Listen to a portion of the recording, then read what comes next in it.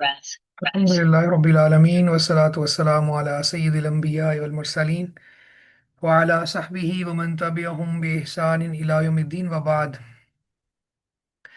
औज़ु बिल्लाहि मिनश शैतानिर रजीम। व हुवल्लज़ी अंशअ जन्नातिन मअरूशातिन व गैर मअरूशात।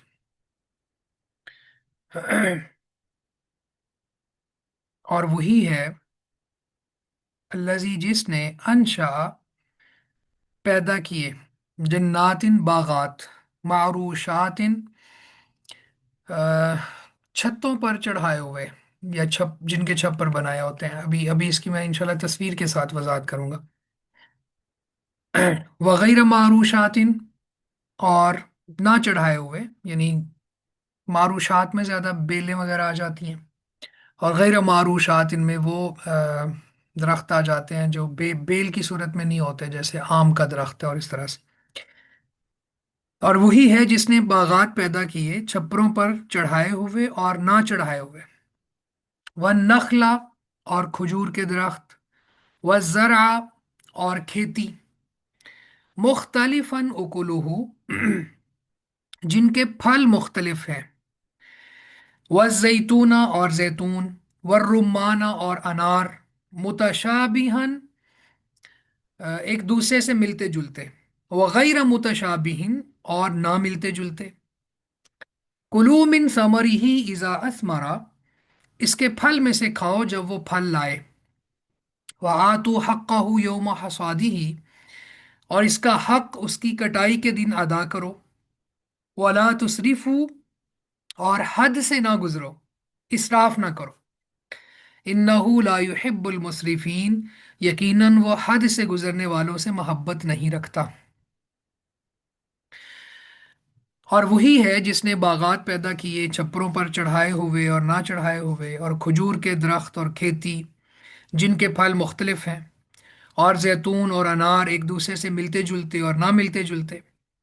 इसके फल में से खाओ जब वो फल लाए, और उसका हक उसकी कटाई के दिन अदा करो। और हद से ना गुजरो, इसराफ ना करो, क्योंकि अल्लाह, यानी यहाँ पे इन्नहू की ज़मीर अल्लाह की तरफ जा रही है। इन्नहू ला युहिब्बुल मुस्रिफीन, बेशक वो इसराफ करने वालों को पसंद नहीं करता, इसराफ करने वालों से मोहब्बत नहीं करता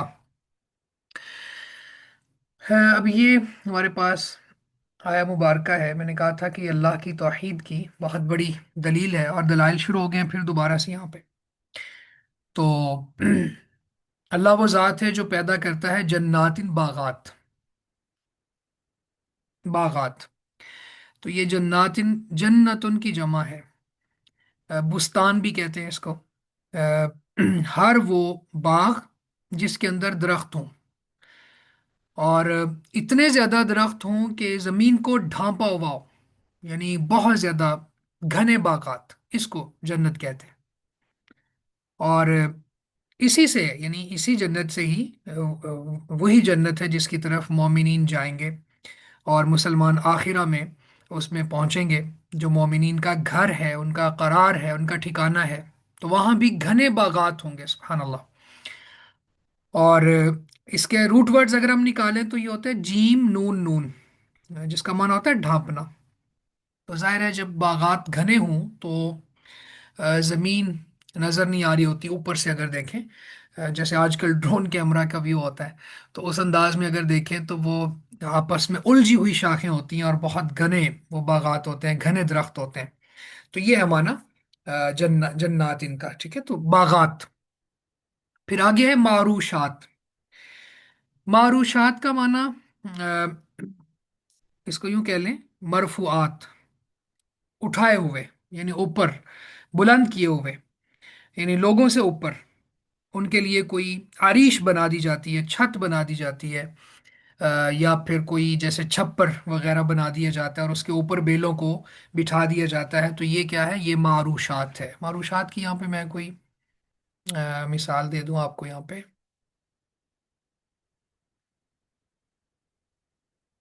ये देखिए, ये अब बेलें हैं, लेकिन ऊपर आप देखें उनको चढ़ाया हुआ है। ये मारूशात है, यानी ऊपर ये एक मोटी सी एक शाख है या कोई इस तरह की चीज़ है उसके ऊपर लेके जा रहे हैं। अब ये देखें, तो इसके लिए उन्होंने बाकायदा एक विंडो टाइप चीज़ बना दी है। तो अब दो तरह से लोग करते हैं, बल्कि आजकल तो इस तरह से भी किया जाता है कि ज़मीन के अंदर ही मुख्तलिफ किस्म की लकड़ियाँ वगैरह या कोई इस तरह के चीज़ें डाल के मसनूई तौर पर खड़ा कर दिया जाता है, खूबसूरत भी लग रहे हैं। तो ये है मारूशात। और गैर मारूशात ये वाला है जिसके लिए ज़रूरत नहीं है कि कोई छप्पर वगैरह बनाया जाए, या बेलें नहीं है, वैसे दरख्त हैं इसमें। ये अब माल्टा है शायद। और इसके अलावा भी आ जाता है इसमें आम का दरख्त, अभी जैसे मैंने कहा, खजूरें कह लें, और बाकी जितने भी वो आ जाते हैं जो बेल की सूरत में नहीं होते। तो वो गैर मारूशात हो जाएंगे। तो ये लफ्ज़ भी वाज़ेह हो गया। फिर इसके बाद है मुख्तलिफन उकुलुहु। उकुलुहु का माना है उसका फल। वमा युकल मिन, यानी जो जो चीज़ खाई जाती है उसकी, तो उसको उकुल कह दिया। उकुल क्यों कहा है? क्योंकि उसको खाया जाता है, तो ये फल का ही दूसरा नाम है उकुल। और फिर आगे यहाँ पे अल्लाह ताला फरमाते हैं वला तुसरिफू, इसराफ ना करो। यानी इसराफ का माना क्या है? हद से तजावुज ना करो, किसी भी काम में हद से तजावुज जायज़ नहीं है। और खाने पीने में भी इंसान को हद से तजावुज नहीं करना चाहिए, गफलत से काम नहीं लेना चाहिए। ये तो इस आयत के ऊपर लफ्ज़ी बात थी।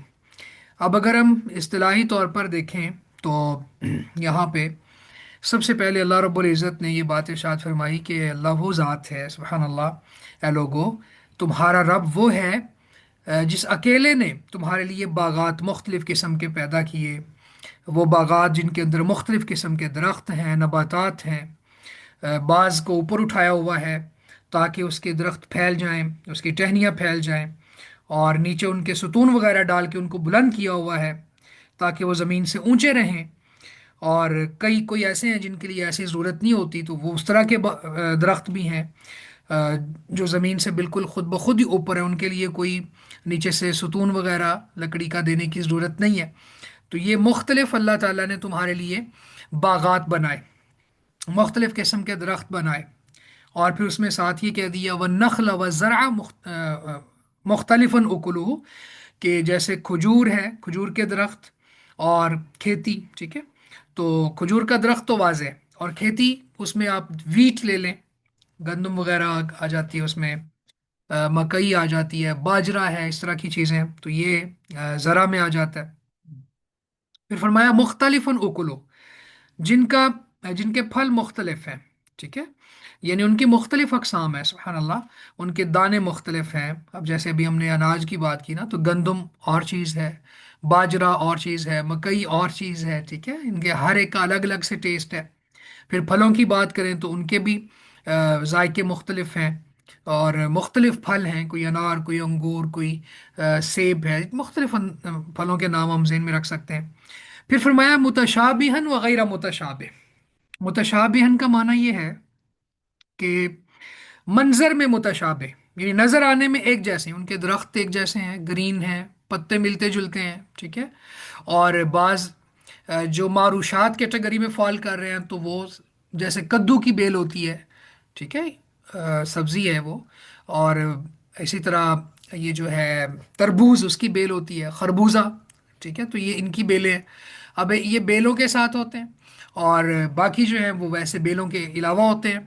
तो देखने में इनके दरख्त जो हैं वो मिलते जुलते हैं। और वगैरह मुतशाबीन का माना ये है कि उनका जायका मुख्तलिफ होता है, उनका टेस्ट डिफरेंट होता है, यानी टेस्ट नहीं मिलता, टेस्ट मुख्तलिफ होता है। तो ये माना है इसका मुख्तलिफन, सॉरी, वगैरह गैर मुतशाबीन का। फिर इसके बाद अल्लाह ताला फरमाते हैं कुलू मिन समरिही इज़ा असमरा, जब फल आए तो खाओ। सुभान अल्लाह, यहाँ पे अल्लाह रब्बुल इज़्ज़त ने ये बात जायज़ करार दी कि तुम उनमें से खा सकते हो, तुम खाओ। जो भी खजूरों का के दरख्त हैं या खेती है, उनके फल जब वो ज़ाहिर हो जाएं, जब वो पक जाएं, तो फिर उसको खाओ। वह आतू हक़्क़हु यौमा हसादी, लेकिन कटाई के दिन उसका हक भी अदा करो। कटाई के दिन उसका हक अदा करो, सुभान अल्लाह। ये बात बड़ी समझने लायक है कि तुम भी खाओ लेकिन उसका हक भी अदा करो। तो हक क्या है? कटाई के दिन उसका हक क्या है कि उसमें से उशर निकालो, ज़कात निकालो। ठीक है, और अब देखें कि यहाँ पे इस आयत से भी और اکثر علماء کی رائے کے مطابق سبزیوں میں پھلوں میں بھی عشر ہوتا ہے، ٹھیک ہے؟ تو اس کا عشر نکالو اب، عشر عشر کیا ہے، اس کی حدیث ہے ہمارے پاس یہ اصل میں یہ ایک طریقہ حد بندی شریعت نے بتا دی ہے کہ کس میں سے کتنا کیسے نکالنا ہے۔ تو جابر بن عبداللہ رضی اللہ تعالیٰ عنہ کہتے ہیں کہ انہوں نے اللہ کے نبی صلی اللہ علیہ وسلم سے سنا، آپ نے فرمایا فیما سقط الانہار والغیم العشور، کہ وہ باغات یا وہ اناج جس کو دریائی پانی دیا جائے یا پھر بارش کا پانی اس کو پہنچے، تو اس میں سے 10واں حصہ نکالنا ہوگا۔ العشور کا یہ معنی ہے کہ اس میں سے 10واں حصہ، جتنا جتنا بھی پھل آیا ہے اس سارے پھل کا 10واں حصہ نکال دیں۔ مطلب ایک 10 من ہے تو اس میں سے 1 من نکال دیں، 100 من ہے تو اس میں سے 10 من نکال دیں، ٹھیک ہے؟ تو 10واں حصہ اس میں سے نکال دیں، وہ غربا کے لیے، فقراء مساکین کے لیے، سوال کرنے والوں کے لیے، ان کے لیے ہوگا۔ اور وفیما سقی بثانیتی نصف العشر، اور جس کو کوئی اونٹ وغیرہ یا جانور سے کھینچ کر پلایا جائے، کیونکہ اس وقت آج کل تو ٹیوب ویل سسٹم ہے، اس وقت یہ تھا کہ مویشیوں کے ذریعے، جانوروں کے ذریعے پانی وہ کھینچ کے نکالا جاتا تھا زمین سے، تو پھر وہ تو اس کو پے بھی کرنا پڑتا تھا اور پھر مشقت بھی تھی۔ تو آج کل ٹیوب ویل ہیں، بل پے کرنا پڑتا ہے، تو پھر اس میں سے نصف العشر یعنی 20واں حصہ، یعنی 10 میں سے 20 کلو، 10 من میں سے 20 کلو، یعنی ہاف من، آدھا من۔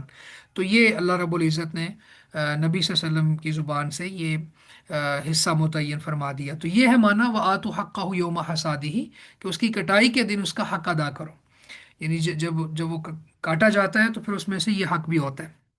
اور سبحان اللہ، جو بندہ یہ حق ادا کرتا ہے نا، تو اس کے لیے تو بہت ہی فضیلتیں ہیں، یعنی جو زکوٰۃ دیتا ہے اپنے مال کی یا اپنے اناج وغیرہ کا عشر دیتا ہے، تو اس کے لیے تو فضیلتیں ہی فضیلتیں ہیں۔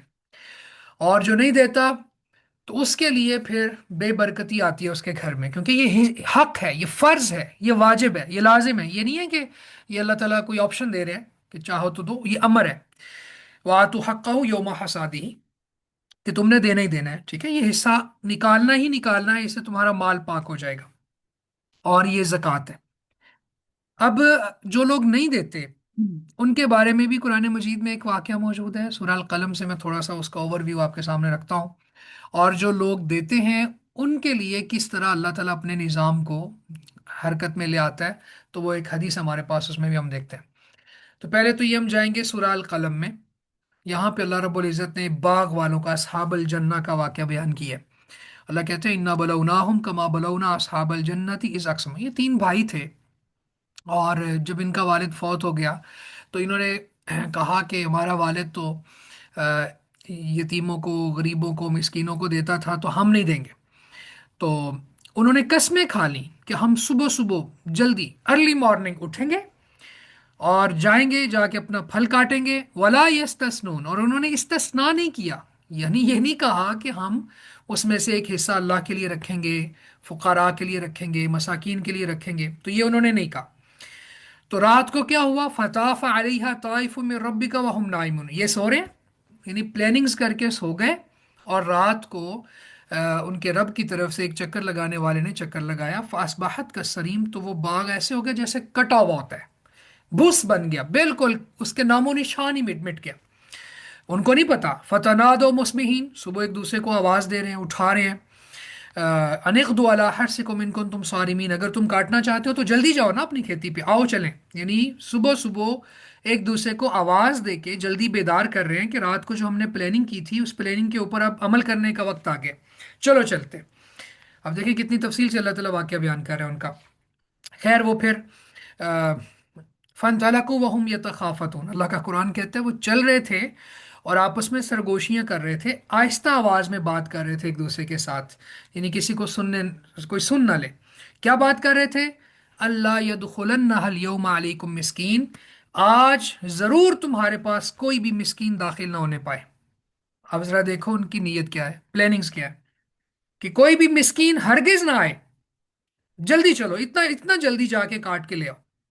وغدوا علی حرد قادرین، اور صبح انہوں نے اس حال میں کی کہ وہ اپنی کھیتی کو کاٹنے پر اپنے تئیں قادر تھے، نہیں خود سمجھ رہے تھے کہ ہم شاید کاٹ لیں گے۔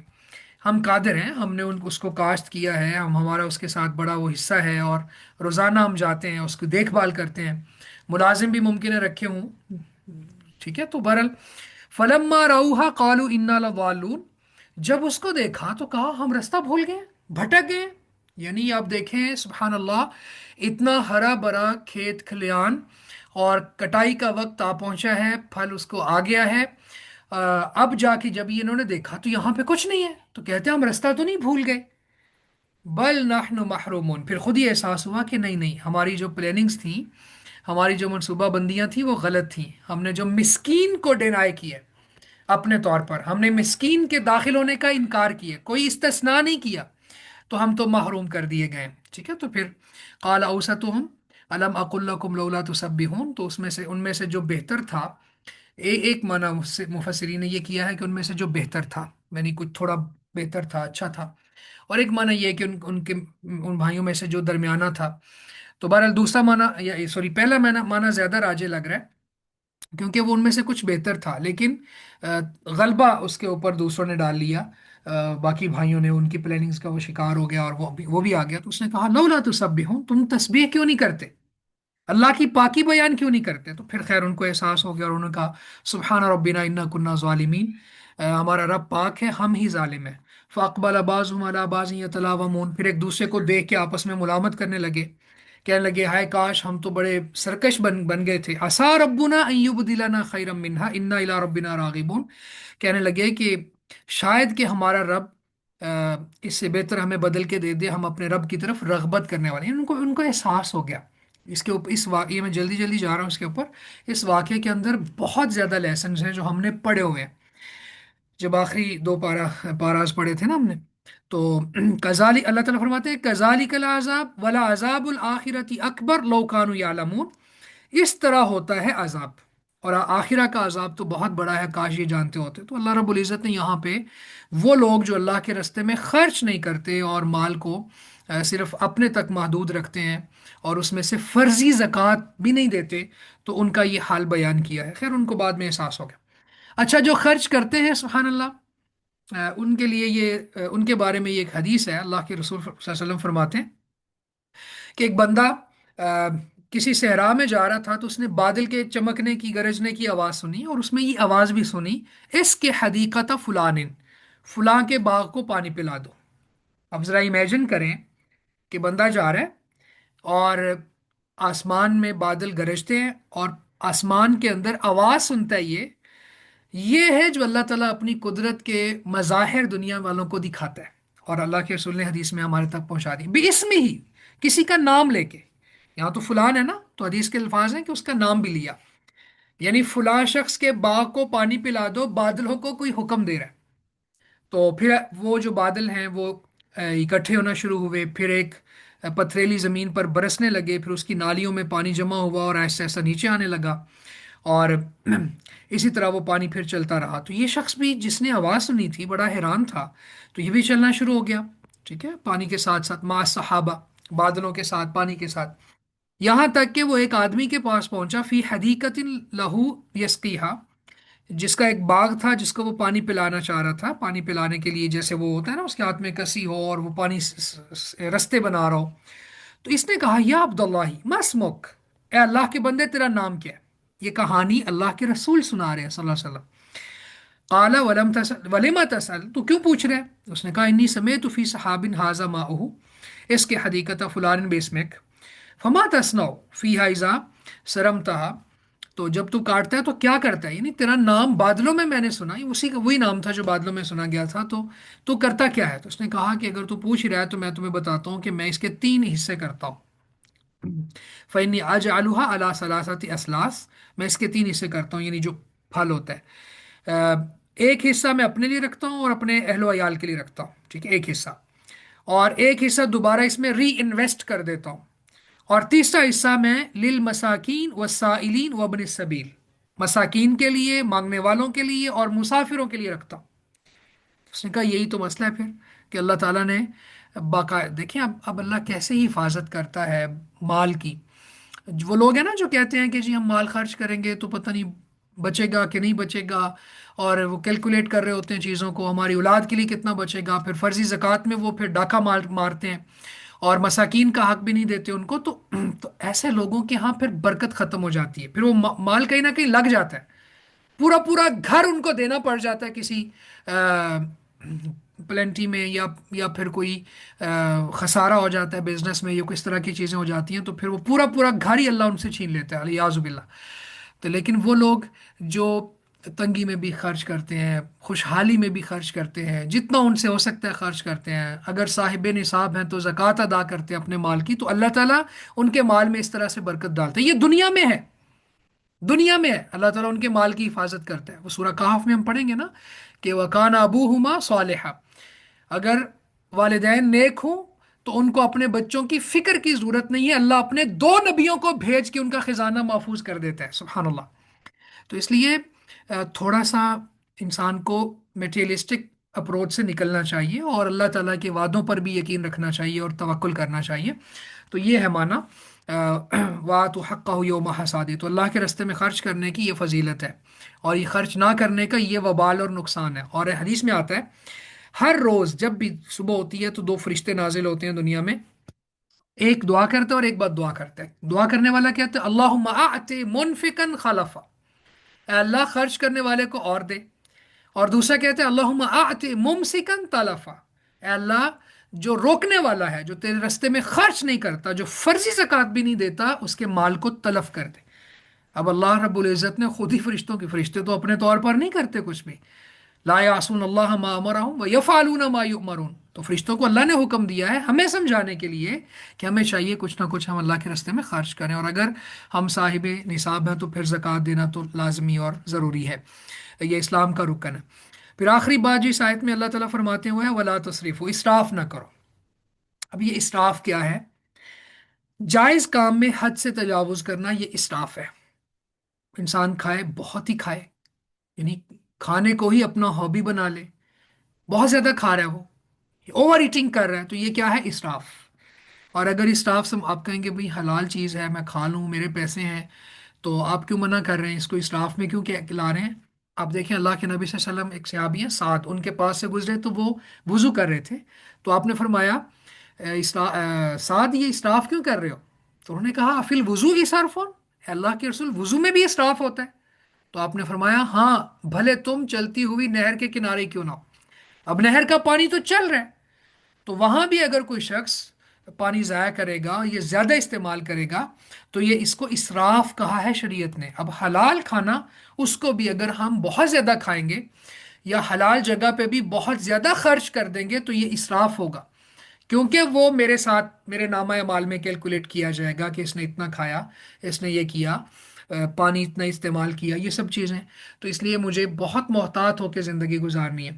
اور سبحان اللہ، اگر اب بھی سمجھ نہیں آئی تو اللہ کے نبی صلی اللہ علیہ وسلم کی وہ حدیث ذہن میں رکھیں کہ جب اب ایک دسترخوان پہ بیٹھے تھے، اور دسترخوان پر گوشت تھا، اور اسی طرح سے کھجوریں تھیں اور پانی تھا، یہ تین چیزیں، تو آپ نے جب وہ کھانا تناول فرمایا اور اس کے بعد فرمایا کہ آپ نے قسم کھا کے کہا کہ اس کے بارے میں قیامت والے دن ضرور سوال ہوگا، ثم لتسألن یومئذ عن النعیم، اس کی تفسیر میں یہ حدیث مفسرین نے نقل کی ہوئی ہے۔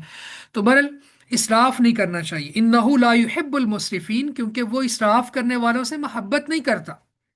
معلوم یہ ہوا کہ محبت اللہ کا وصف ہے، اللہ تعالیٰ محبت کرتے ہیں، کن سے کرتے ہیں وہ بھی شریعت نے بتایا ہوا ہے، اور کن سے نہیں کرتے وہ بھی شریعت نے یہاں پہ سمجھا دیا، ان میں سے ایک چیز ہے اسراف۔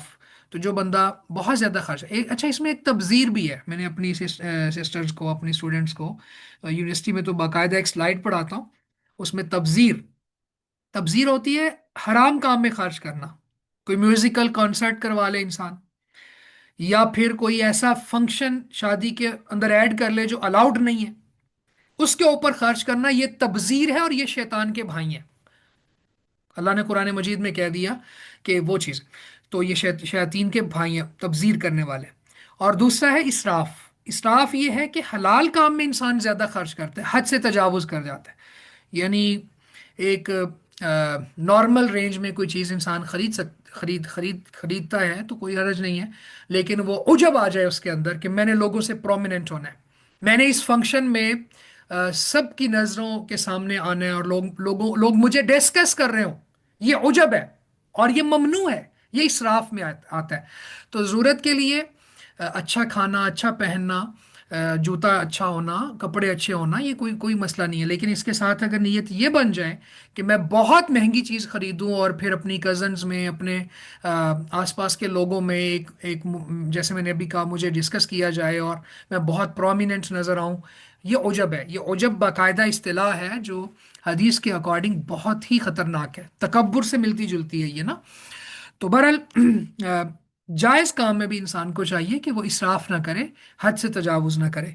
तो जब हद से तजावुज नहीं करेगा तो अल्लाह ताला इनसे मोहब्बत करेगा, जब हद से तजावुज करेगा तो अल्लाह की मोहब्बत इसको नहीं मिलेगी। ये एक पॉइंट है। यानी इस आयत से एक बात तो ये समझ आ गई कि अल्लाह ताला की सिफ्त है मोहब्बत, अल्लाह ताला मोहब्बत करता है। इसके ऊपर हमने बहुत से दलाइल दिए हुए हैं। हदीस के अंदर भी मौजूद है कि अल्लाह ताला जब किसी से मोहब्बत करता है तो फिर जिब्रील को बुलाता है और उसे कहता है कि मैं फलां से मोहब्बत करता हूँ, फिर जिब्रील भी करता है, फिर आसमान वालों में अनाउंस कर दिया जाता है और फिर ज़मीन वालों के दिलों में उसकी मोहब्बत डाल दी जाती है। अल्लाह की मोहब्बत का ये फ़ायदा है, सुबहान अल्लाह, फिर हमें कुछ करने की ज़रूरत नहीं है। करने से मुराद, लोग कह रहे होते हैं ना कि भाई मैं लोगों के दिलों में क्यों नहीं रहता, ये रहती, या लोग मुझसे नफरत क्यों करते हैं, या फिर मैं दिल क्यों नहीं जीत जीत पाता। ठीक है, तो भाई आपने अल्लाह को नाराज किया हुआ है, अल्लाह ताला आपसे मोहब्बत नहीं करते, जिसकी वजह से फिर फरिश्ते भी नहीं करते, और फिर लोगों लोगों के दिलों से भी मोहब्बत को निकाल दिया गया, नफरत डाल दी गई है। जब फैसले आसमान पे होते हैं, जब आसमान से लोगों के दिलों में तुम्हारे लिए अल्लाह ने मोहब्बत डाल दी तो कोई निकाल नहीं सकता, और जब आसमान से अल्लाह ने लोगों के दिलों में तुम्हारे लिए नफरत डाल दी तो फिर कोई मोहब्बत नहीं कर सकता। तो इसलिए हमें ये सोचना होगा कि हमारा रब हमसे कितनी मोहब्बत करता है। तो इसराफ ये इतना को आम है ये जुर्म कि अच्छे अच्छे लोग भी इसमें इन्वॉल्व हैं और दिखलावे में आके बहुत कुछ कर जाते हैं। अल्लाह ताला हमें महफूज रखे। यहाँ तक हम रखेंगे, एक ही आयत आज हो सकी है, इंशाल्लाह कल आगे मजीद पढ़ेंगे। और कल दुआ ऑफ द वीक जो है वो भी इंशाल्लाह हम ऐड करेंगे। बारकल्लाहु फीकुम, जज़ाकुमुल्लाह खैर। किसी का कोई सवाल है या कोई बात आप ऐड करना चाहें तो कर सकते हैं।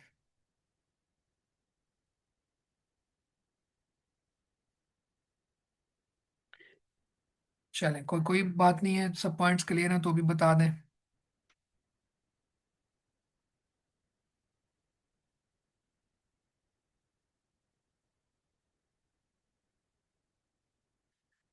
चलें, ठीक है जी, बारकल्लाहु फीकुम, जज़ाकुमुल्लाह खैर। अस्सलाम वालेकुम रहमतुल्लाहि व बरकातहू। वालेकुम अस्सलाम वरहमतुल्लाहि वबरकातुहू।